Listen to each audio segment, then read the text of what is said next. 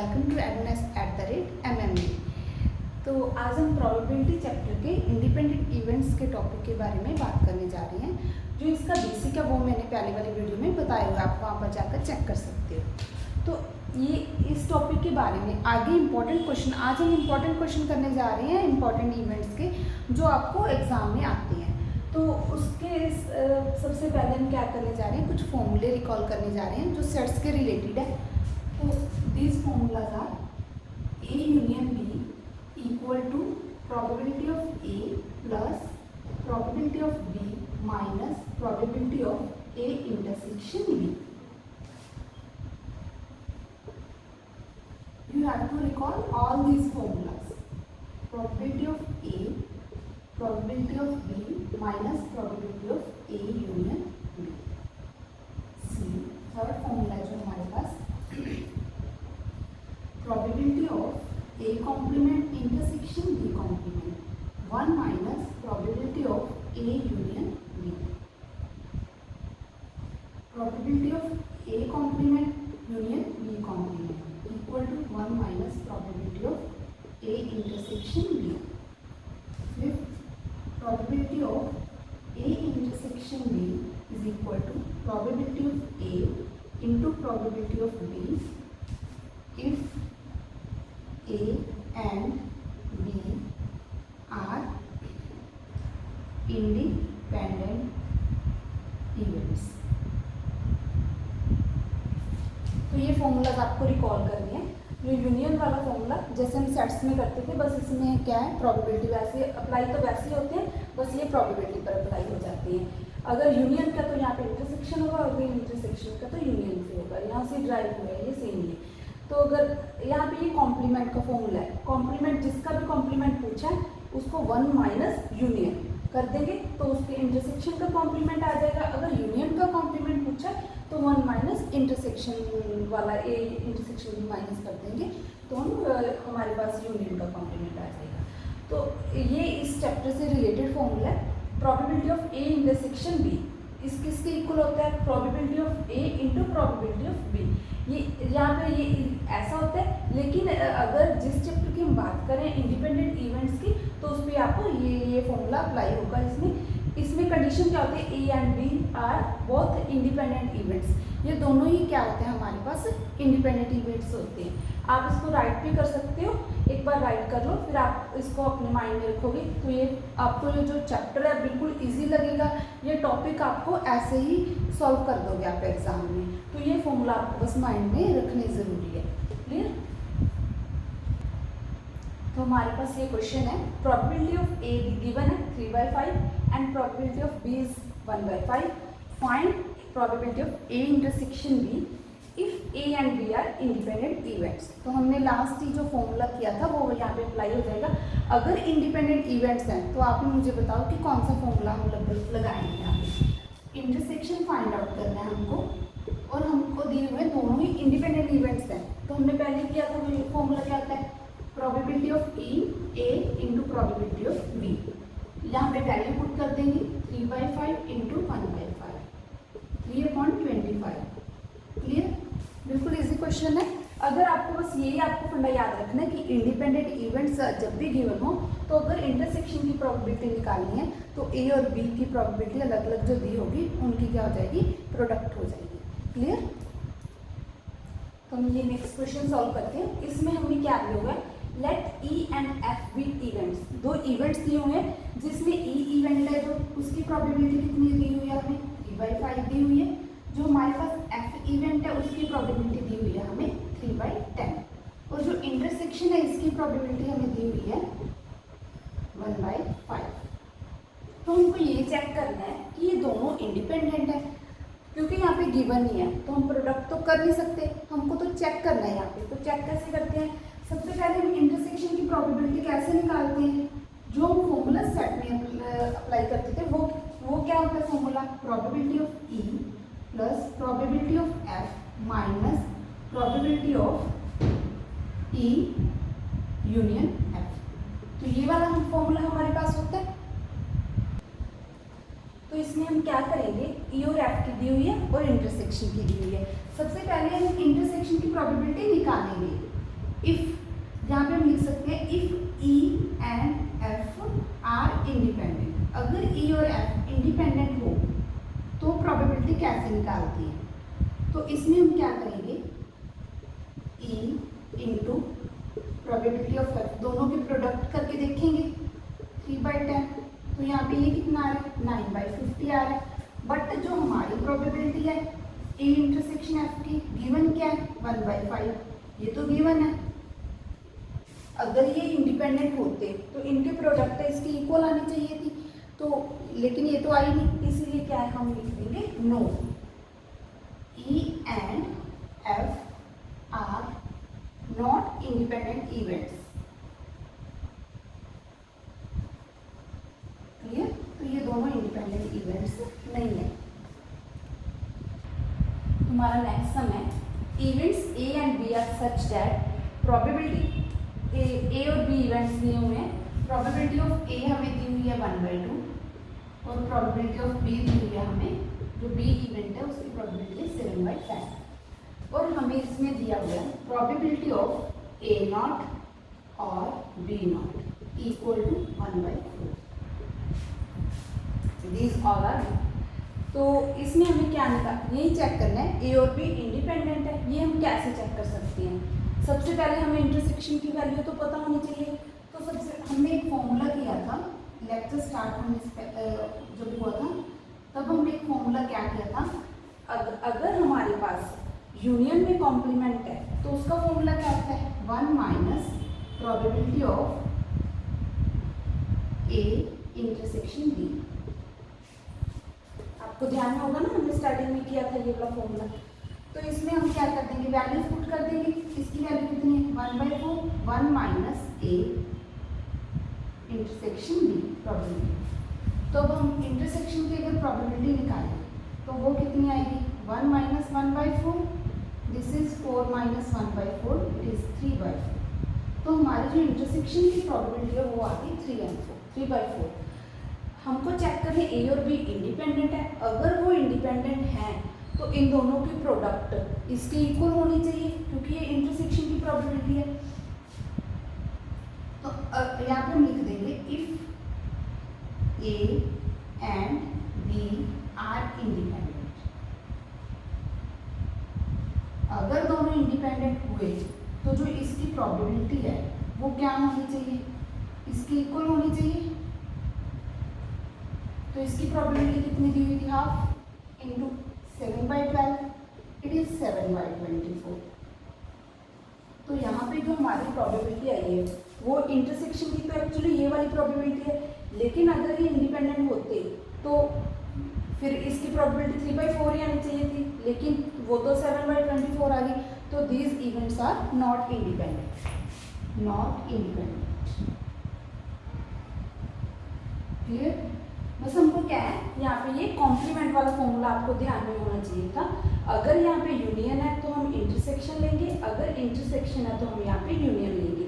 Values put करके हमने intersection की वैल्यू निकाल ली, इंटरसेक्शन की वैल्यू ये आ गई। ये होनी किसके इक्वल चाहिए थी, दोनों के प्रोडक्ट के, वो हमने करके देख लिया, लेकिन नहीं, वो तो 7/24 है। तो these events are not independent. Clear? Next sum is if A and B are two events such that probability of A equal to 1/4, probability of B equal to 1/2 and probability of A intersection B equal to 1/8। Find क्या करना है, not A and not B, हमको ये find out करना है।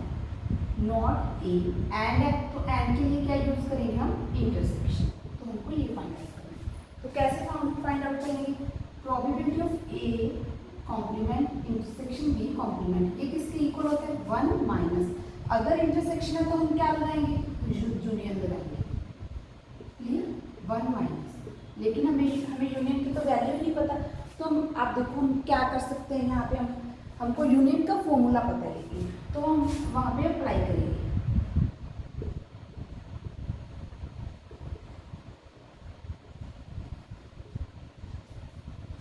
1 minus, it is 1/4 plus half minus 1/8। इसको आप solve कर लोगे। 1 माइनस माइनस 1, तो this is 1 minus 5/8, 3/8, it is our answer. Clear? तो इसमें हमको क्या पता था, हमें ए और बी की प्रोबेबिलिटी दी हुई थी, इंटरसेक्शन की दी हुई थी, लेकिन हमको क्या निकालनी थी, कॉम्प्लीमेंट की इंटरसेक्शन की प्रोबेबिलिटी निकालनी थी। तो वो कैसे कर सकते थे, हमें फॉर्मूला पता है कि अगर कॉम्प्लीमेंट का इंटरसेक्शन है तो हम क्या कर देंगे, 1 में से यूनियन की, जो इवेंट्स की यूनियन वाला फॉर्मूला है उसकी प्रोबेबिलिटी माइनस कर देंगे। लेकिन यूनियन की वैल्यू पता होनी चाहिए थी, लेकिन नहीं पता, तो हम क्या करेंगे, यहाँ पे फॉर्मूला, यूनियन वाला फॉर्मूला अप्लाई कर देंगे। यहाँ पे वैल्यूज पुट करके, यहाँ पे ये एलसीएम लेके, यहाँ पे हमारा आंसर आ गया 3/8। Clear? Hello guys, so this is the most important question and interesting question and related to our real life। तो ये हमारा आज का लास्ट क्वेश्चन है। आपको ये करके बहुत मज़ा भी आएगा और ये इम्पॉर्टेंट भी है और थोड़ा थोड़ा कन्फ्यूजन भी कई बार बच्चों को इसको सॉल्व करने में हो जाता है, लेकिन आज हम करेंगे सॉल्व, ये कैसे कर सकते हैं हम इजीली। तो इसमें क्या दिया हुआ है, probability of solving specific problem. एक प्रॉब्लम है, जैसे कि क्वेश्चन है, उसको सॉल्व करने की प्रोबेबिलिटी दी हुई है। जो ए है, ए पर्सन है, उसकी प्रोबेबिलिटी कितनी दी हुई है, हाफ, और जो बी है वो उसकी प्रोबेबिलिटी कितनी है, 1/3। तो हम क्या इसमें पूछा क्या है, if both try to solve the problem independently find. दोनों ही सॉल्व करने की ट्राई, जैसे टीचर है, टीचर के पास 2 स्टूडेंट हैं, तो उन्होंने कोई उनको क्वेश्चन दे दिया, फॉर एग्जांपल उनको मैथ्स का सम दे दिया सॉल्व करने के लिए, तो दोनों बच्चे बैठे क्लास में, तो दोनों को सॉल्व करने के लिए सम दे दिया। तो हमें क्या दिया हुआ है कि जो एक बच्चे की सॉल्व करने की प्रोबेबिलिटी है वो हाफ है, और जो सेकेंड बच्चे की सॉल्व करने की प्रोबेबिलिटी है 1/3 है। अब आप ये बताओ मेरे को कि इन दोनों में से इंटेलिजेंट स्टूडेंट कौन सा होगा, कौन सा स्टूडेंट ज़्यादा सोच पा रहा है कि सॉल्व करने की प्रोबेबिलिटी उसकी ज़्यादा है। अगर आपने सोचा हाफ तो आपका आंसर बिल्कुल ठीक है, अगर आपने सोचा 1/3 तो नो, इट इज़ रॉन्ग, क्योंकि जिस बच्चे की हाफ प्रोबेबिलिटी है दैट मीन्स उसकी 0.5 हाफ प्रोबेबिलिटी, 50% उसकी प्रोबेबिलिटी है कि 50% वो आंसर निकाल सकता है, लेकिन इसकी प्रोबेबिलिटी ओनली 0.3 है। तो दिस इज द लेस। तो क्लियर, आपको एक चीज़ क्लियर हो गई। अब हम क्या निकाल रहे हैं, यहाँ पे उन्होंने पूछा है, कहते प्रोबेबिलिटी निकालो द प्रॉब्लम इज सॉल्व, कि प्रॉब्लम सॉल्व होगी। अब आप ये बताओ मेरे को कि प्रॉब्लम सॉल्व होगी, कि दोनों बच्चों के प्रॉब्लम सॉल्व करने के पीछे क्या क्या आपको केसेस बना सकते हो, कि हमें तो पता नहीं है कि दोनों बच्चों में से किसने सॉल्व किया, तो हम क्या केसेस बना सकते हैं। यहाँ पे हम जो केसेस है जो बना सकते हैं, प्रोबेबिलिटी निकाल रहे हैं हम, प्रॉब्लम इज सॉल्व, तो इसकी प्रोबेबिलिटी निकाल। तो हमको तो पता नहीं किसने सॉल्व किया, तो हम क्या कहेंगे, सबसे पहले हम क्या कहेंगे कि ए ने तो कर दी सॉल्व लेकिन बी ने नहीं की। ठीक है, ये एक तो ये पॉसिबल हो सकता है, और सेकेंडली क्या पॉसिबल हो सकता है कि ए ने तो की नहीं लेकिन बी ने कर दी। ठीक है, और थर्ड एक केस ये भी पॉसिबल कि आप दोनों ही मत ले लेना कि एक ने, हमें ये नहीं कहा कि एक ही ने सॉल्व किया, हमें ये कहा कि प्रॉब्लम सॉल्व हो सकती है, हो गई, हो सकता है दोनों की होगी, क्योंकि इसके भी तो सॉल्व करने की चांसेस तो है ही है ना, ऐसा तो है नहीं कि इसके है नहीं सॉल्व करने के चांसेस बी के। तो हम क्या कह सकते हैं कि दोनों ने सॉल्व कर दिया। ठीक है, तो यहाँ पे ये 3 केस बनेंगे, आपको ध्यान में रखने हैं कि प्रॉब्लम सॉल्व होने के लिए ए भी कर सकता है अकेला, बी ने नहीं की, और यहाँ पे ए ने नहीं की अकेले, बी ने कर दी, और यहाँ पे दोनों बच्चों ने कर दी। तो ये हम कैसे सॉल्व करेंगे, प्रोबेबिलिटी ऑफ ए की प्रोबेबिलिटी कितनी थी, हाफ, और जो बी के नहीं करने की प्रोबेबिलिटी है, अगर इसकी प्रोबेबिलिटी करने की 1/3 है, तो अगर हम कहेंगे इसको नहीं करने की प्रोबेबिलिटी कितनी है, वो कितनी है, 1 में से माइनस कर देंगे, 1 माइनस 1/3 दैट इज 2/3। और ऐसे ही अगर हम निकालें ए के ना करने की प्रोबेबिलिटी 1 माइनस हाफ, 1 में से हाफ करेंगे माइनस, वो तो हाफ ही आएगा। ठीक है, तो ये हमारे पास कॉम्प्लीमेंट्स की प्रोबेबिलिटी भी आ गई। तो हमें बी कॉम्प्लीमेंट की प्रोबेबिलिटी वो कितनी है, 2/3 प्लस ए कॉम्प्लीमेंट की हाफ, और बी की हमारे पास प्रोबेबिलिटी है 1/3 प्लस हाफ इंटू 1/3। इसको आप सॉल्व करो, 2/6 प्लस 1/6 प्लस 1/6, तो दिस इज 4/6। तो ये हमारा फर्स्ट पार्ट सॉल्व हो गया। क्लियर हो गया आप सभी को कि हमने इसमें 3 केस ले लिए हैं और एक पहले हमने केस लिया ए सॉल्व कर सकता है, कैसे भी ले सकते हो आप, ये भी पहले ले सकते हो, इट डजेंट मैटर, कोई भी आंसर पे डिफरेंस नहीं पड़ेगा, हम कैसे भी ले सकते हैं, लेकिन तीनों ही केस लेने हैं। ये ध्यान में रखना है, कुछ बच्चे यहाँ पे कंफ्यूज हो जाते हैं कि प्लस क्यों डालना है या मल्टीप्लाई क्यों डालना है, क्योंकि हम केस क्या है यहाँ पे ये हमारे पास ऑप्शंस है कि ए और बी 3 केस बन सकते हैं। अगर हमारे पास ये तो दोनों तो करेंगे सॉल्व, तो गलत हो सकता है सही हो सकता है, यही पॉसिबिलिटीज है, तो हमने वो केस ले लिया। एक ये अलग केस बन रहा है और this is also the different case, तो इसीलिए हम यहाँ पे क्या करेंगे प्लस का साइन डालेंगे। तो क्लियर, हम अपना नेक्स्ट जो पार्ट है वो करके जा रहे हैं सेकेंड। इसमें क्या है, exactly one of them solve the problem. अब इसमें क्या देंगे, इसमें ये दिया हुआ कि एग्जैक्टली एक ही सॉल्व कर रहे हैं, हमें दे दिया कि दोनों में से किसी एक बच्चे ने ही सॉल्व किया, तो यहाँ पे आप क्या लोगे, प्रॉबिलिटी निकालते हैं हम, exactly one of them solve the problem. तो अब आप बताओ मेरे को कौन से केस लोगे इसमें। एक ही बच्चा सॉल्व कर रहा है, उसकी आप कौन सी प्रॉबिलिटी लोगे, तो इसके लिए हम लेंगे ए ने कर दिया बी ने नहीं किया, प्लस ए ने नहीं किया और बी ने कर दिया। तो इसमें हम थर्ड केस तो ले नहीं सकते, क्योंकि एग्जैक्टली का मतलब एक ने ही किया, एक ही लेना है हमको, दो नहीं लेने। तो यहाँ पे वैल्यूज पुट कर दो, हाफ इंटू बी कॉम्प्लीमेंट की 2/3 प्लस हाफ 1/3, 2/6 प्लस 1/6, तो दिस इज 3/6। तो जो हमारा आंसर आ गया हाफ 1। क्लियर, तो ये हमारा आंसर है। तो हमने इसमें तीनों ही केस आएंगे, इसमें ओनली 2 केस आएंगे, एक ही बच्चे ने सॉल्व किया। तो क्लियर हो गया आपको सम। अगर आपने ये सारा टॉपिक अच्छे से कर लिया तो इंडिपेंडेंट इवेंट्स का कोई भी क्वेश्चन आपका एग्जाम में गलत नहीं होगा, ये मैं श्योरिटी के साथ आपको कह सकती हूँ। तो आप सभी इसका एक और भी वीडियो है, बेसिक वीडियो है, अगर आपको इंडिपेंडेंट इवेंट्स के बारे में जानना होते क्या आप वो भी देख सकते हो जाके। ठीक है, क्लियर। अगर आपको मेरी वीडियो अच्छी लगी तो इसे आप लाइक कर देना और शेयर कर देना। Thank you.